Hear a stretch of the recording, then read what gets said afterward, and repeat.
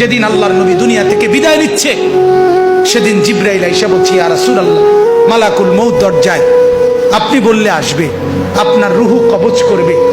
আল্লাহর নবী বলেন, আল্লাহকে জিজ্ঞেস করো জিবরাইল, আমি যদি আমার আল্লাহর কাছে যাই, আমার উম্মতের সাথে আমার আল্লাহ কি আচরণ করবেন ওটা বলো, তারপরে আমি যাব।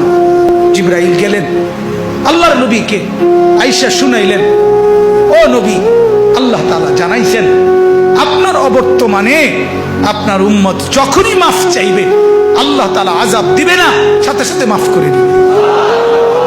আপনি যেমন মাফ চাইছেন, তখন যেমন মাফ করছে, আপনার অবর্তমানে আপনার উম্মত নিজে নিজে মাফ চাইলেও আমি আল্লাহ মাফ করে দিই। এতদিন তো কে মাফ চাইছে? নবী নিজে মাফ চাইছে। এখন তো আপনি না থাকলেও আমি ওয়াদা দিলাম, আপনার উম্মত যদি নিজে নিজেও মাফ চায়, আমি মাফ করে দিই। নবী বললেন, তাহলে জিবরাইল, মালাকুল মউতকে বলো আমার জান কবজ করতে। তাহলে সারাটা জীবন তিনি ভাবলেন উম্মতের কথা।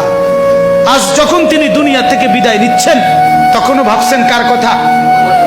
নবীজি সাল্লাল্লাহু আলাইহি সাল্লাম যখন ইসরাফিল সিংহা ফু দিবে, দ্বিতীয় ফু, সবাইকে যখন হাসরের ময়দানে উঠানো হবে, তখন প্রথম উঠানো হবে আমাদের নবীকে।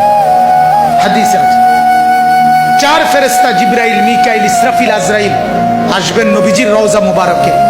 এসে সবার পক্ষ থেকে জিবরাইল ডাক দিবে, ইয়া রাসূলুল্লাহ, হাসরের ময়দানে যাওয়ার জন্য আপনি কবর থেকে ওঠেন। হাদিসে আছে আল্লাহর নবী সাল্লাল্লাহু আলাইহি সাল্লাম কবর থেকে চোখ মেলবেন, আর উঠে দাঁড়াইতেই কপালের বালু মুছতে মুছতে তাকাইয়েই বলবেন, প্রথম কথা, জিবরাইল, তোমরা শুধু 4 জন ফেরেশতাই আসলা আমাকে নেওয়ার জন্যে, আমার উম্মত আসে নাই। আমার উম্মত কোথায়? আমার উম্মতের হালাত কি? আমার উম্মত কি আমার বর্তমানে জাহান্নামে চলে গেল নাকি?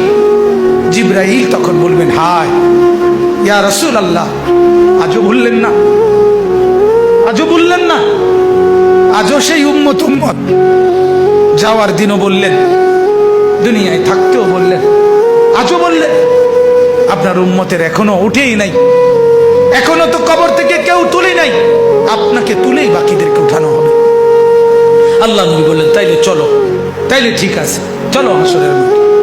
হাসরের মাঠে যাবেন সমস্ত নবী, আদম থেকে ঈসা এবং উনাদের উম্মত কিয়ামত পর্যন্ত। নবীর উম্মত, নবীরা শুধু এক কথা বলবেন হাসরের ময়দানে, ইয়া রব্বি নাফসি নাফসি, ইয়া রব্বি নাফসি নাফসি, আয় আল্লাহ আমাকে বাঁচান, আমাকে বাঁচান।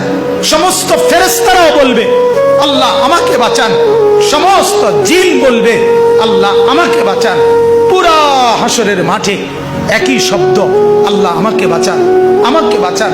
সবাই শুনবে, কে যেন একজন শুধু আছে, কোন এক জায়গা থেকে শোনা যাইতেছে, কে যেন একজন বলতেছে, ইয়া রব্বি উম্মতি উম্মতি, আয় আল্লাহ আমার উম্মতকে বাঁচান, আমার উম্মতকে বাঁচান।